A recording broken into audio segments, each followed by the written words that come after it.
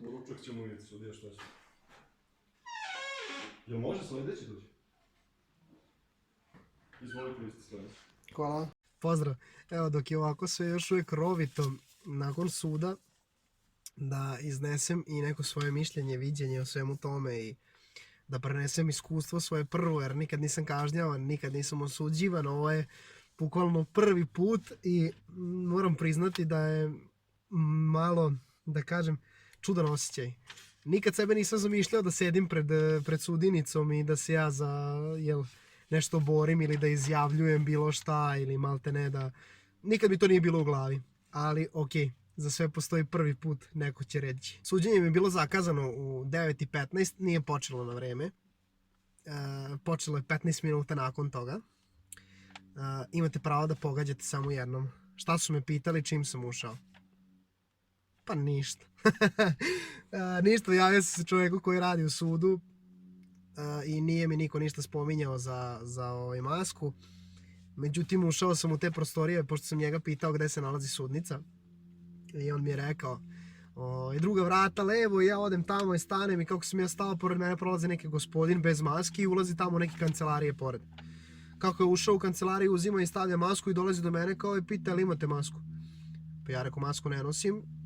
I pita ovog čoveka pored mene kao, ali imate vi masku, ali on bukvalno telom bio zaklonjen.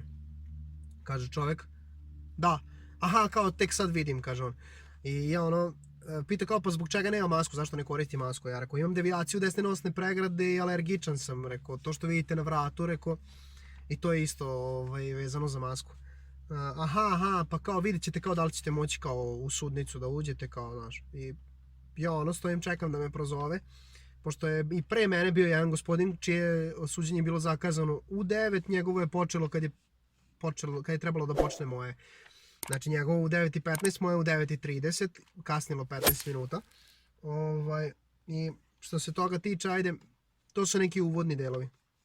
Kada sam ušao u sudnicu, isto su me pitali odmah, rekao sam dobar dan i samo što sam seo, odmah sudinica me pitala odmah za masku, ja sam rekao isto što sam rekao i ovom gospodinu prethodnom i ona je uzela je tu odmah ispod stola, ima one fiokice i to, uzela je onu foliju gde se nalaze maske i šta već.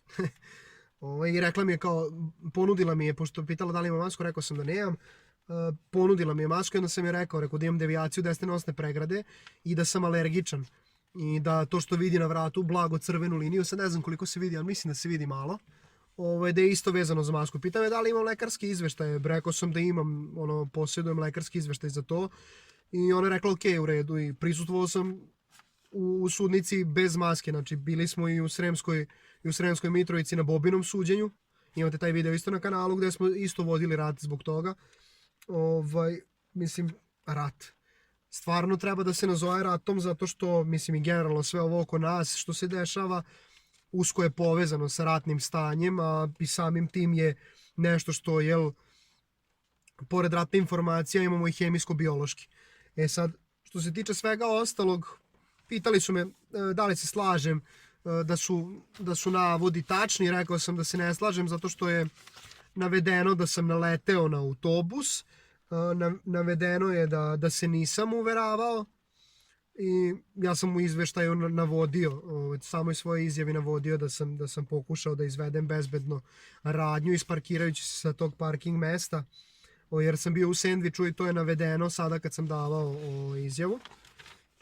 Tako da, što se toga tiče, uzeto je u obzir. Međutim, s obzirom da sam neko ko nikad nije kažnjavan, nikad osuđivan, dobio sam samo 2 kaznena poena i dobio sam da platim 6.000 dinara kaznu. Minimalna kazna je 6.000 dinara za ovaj slučaj što se teretim, a maksimalna je 18. Dakle, dobio sam minimum. Mislio sam da ću dobiti ispod toga, ali neću. Nisam znao kako se uopšte to, kako se kotira, kako funkcioniše i na osnovu čega, kako oni to gledaju. Dakle, mnogi su pisali koje kakve komentare vezano za taj sam slučaj. Ovo je Mercedes. Ovdje, 104P. Znači, ja sam odavde izašao.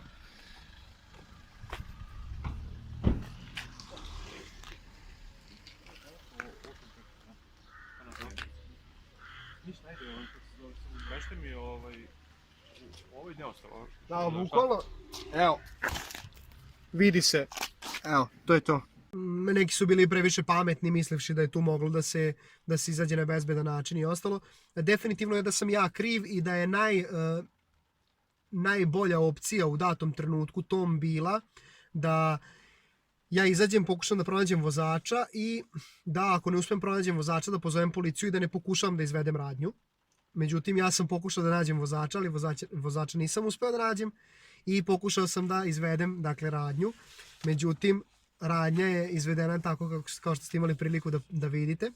I tom prilikom načinjena je materijalna šteta na autobusu, kao što su napisali u izveštaju koji sam imao prilike sada vidim kod sudinice, da je materijalna šteta na autobusu ona grebotina koju ste imali priliku da vidite 2000, a da je ukupna procenjena materijalna šteta 12.000 dinara. Međutim, kako to funkcioniše, to zaista ne znam dalje, pošto tu materijalnu štetu treba da snosi osiguranje, ako se ne varam. To osiguranje koje mi plaćamo, uzalud. Sad vidjet ćemo šta će biti sa tim. Morat ću da dobijem neke informacije, ako neko zna kako to funkcioniše dalje, kako da naplatim tu štetu, pošto i moje vozilo je oštećeno. Mislim, da li kako to funkcioniše, što ne znam. I eto što se toga tiče, da sam htio onako da vam prenesem, čisto da bude zabeleženo, da se jednog dana smejem svemu ovome. Inače, moja ideja nije bila da sad ja tu, znam, sam sebi dosudim penal, nego sticajem okolnosti u toj banji sam išao više od 20 terapija i svakodnevno taj autobus je stajao tu. Međutim, tog dana je pala roletna posle ne znam koliko prethodnih. Znači, iznervirao sam se iz prostog razloga, sam htio da odem na doručak i ušao sam u auto sa suvozačeve strane, bio sam u sendviču, pokušavao sam sve moguće načine da izađem, jedino bi bilo dobro da sam bio tipa duplo teži, duplo jači, da sam mogao auto da zanesem, da do toga ne dođe. Najmanje sam želeo da do toga dođe stvarno, jer kad se to desilo, kad se to dogodilo, parkirao sam auto, videli ste gde na videu, kad sam ih pozvao, moja ideja jeste bila da se taj vozač kazni. E sad, taj vozač jeste kažnjen, što je jako bitno, ali koliko se sad meni to isplatilo ili ne, eto ja sam rizikovao svoje prvo kažnjavanje u životu da bi taj neko bio naučen pameti, po znacima navoda, pošto treba da zna da autobusko stajalište nije predviđeno uopšte za parkiranje, a kamoli za bilo šta drugo. On je tom prilikom ostaje autobus, otišao i ko zna šta radio, zato je i nakon toga sačinjen naknadno zapisnik. Mislim, što se toga tiče, sve je jasno. Ali nije problem, ja jesam kriv. Ja ne sporim svoju krivicu. Evo ga. Naknadno sačinjen zapisnik. Ne sporim svoju krivicu i ostalo, ali ću sljedeći put biti pametniji i sljedeći put ću to odraditi na način na koji treba da se odradi, da ne bi do ovoga došlo. Jer zaista nemam vremena da svoj život posvećujem sudovima, da gubim vreme na sudu, da se ja sad tu nešto teram, pravdu neku i svašta nešto. Mislim, što se tiče ovakvih saobraćajnih stvari, jer pre svega sam neko ko vodi računa i onom ko je sa druge strane i o sebi i o drugim učesnicima u saobraćaju. Pod punom pažnjom i fokusom sam u tome, tako da što se toga tiče, što je do mene, to je tako i to će uvek tako biti dok sam ja učesnik u saobraćaju, bez obzira gde se nalazio. Mislim na zemlju. Uvek treba svako da ima tu neku dozu odgovornosti i prema sebi i prema drugim ljudima i prema drugim učesnicima, ali džabe što ti paziš ako onaj s druge strane ne pazi. Sad mi imamo težak zadatak kao vozači, to je svi sami znate da moramo da pazimo i na sebe i na druge.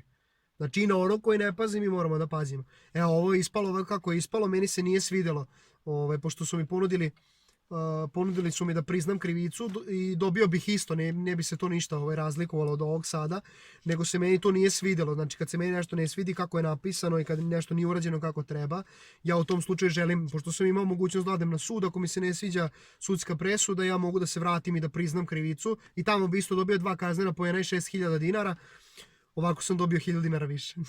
Plaćam sudske troškove, 1.000 dinara, plaćam 6.000 dinara kaznu i upisuju mi se ta 2 kaznena poena koja će isteći od trenutka upisivanja 2 godine nakon. Jer, eto, kao što neki znaju ili ne znaju, ja imam još uvijek probnu vozačku dozvolu i za probnu vozačku dozvolu 9 poena je.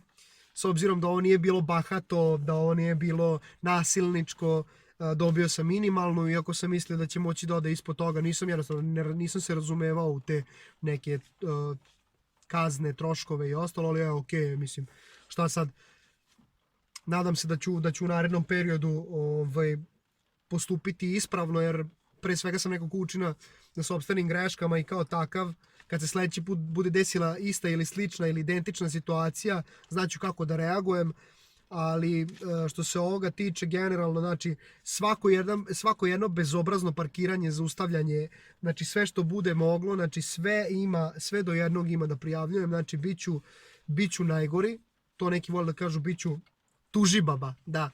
Bukvalno ću biti tužibaba koja će non stop da prijavljuje tako sve te bahatosti, bezobrazluke i ostalo u saobraćaju, jer svi drugi učesnici ispaštaju zbog tih tako koji glume neke šerife, konjeviće i ostale indijance. Eto, što se tiče te sage oko autobusa, to se desilo 22. juna, 22. je danas oktobar, tako da eto, od juna do oktobra videli ste kako to ide.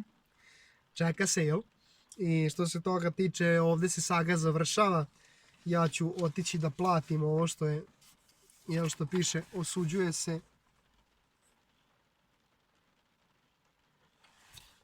na novčanu kaznu. Odgovoran je što je do mene u redu, to ćemo da sredimo.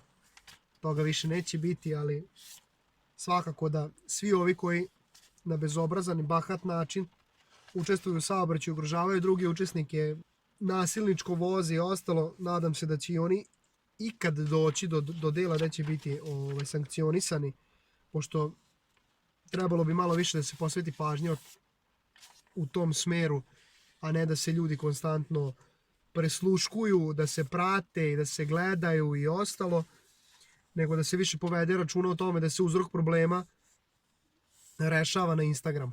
Dakle, na Instagramu imate ime i prezime jasno svakog učesnika u saobraćaju koji se bahato vozi kroz naseljeno mesto, vozeći preko 100 na sat, snima story, gde mu devojka na zadnje sedište sedi, snima ga i ostalo. Ti isti ne bejahu sankcionisani, a ostali učesnici u saobraćaju ispaštaju zbog drugih budala. Tako da što se toga tiče od mene toliko, do sledećeg gledanja. Ćao!